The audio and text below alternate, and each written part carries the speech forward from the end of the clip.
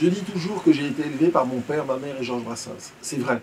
C'est-à-dire qu'une bonne partie de mon éducation morale me vient de chansons de Georges Brassens. Je m'appelle Bertrand Dical, je suis diplômé de Sciences Po Paris en 1983. La France Info, où j'ai la chronique Ces chansons qui font l'actu. Les artistes des musiques populaires ont souvent une grande importance dans les mythologies familiales. Donc chez moi, il y avait Brassens qui était révéré, mais qu'il ne fallait pas laisser écouter aux enfants.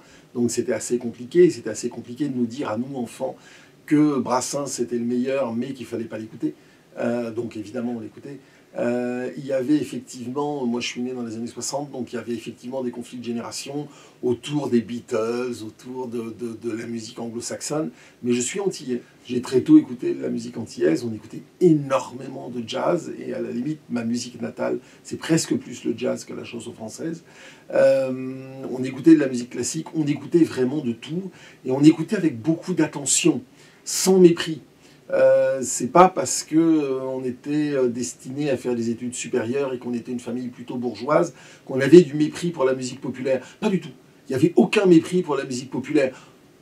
On se moquait un peu de nous si on écoutait du Sheila ou du Mike Brandt, mais il n'y avait pas cette idée qu'on dérogeait, qu'on n'était pas digne d'être ce que nous étions socialement si on écoutait cette musique-là. Et ça m'a certainement beaucoup nourri, parce que j'ai très très tôt compris que cette musique était respectable.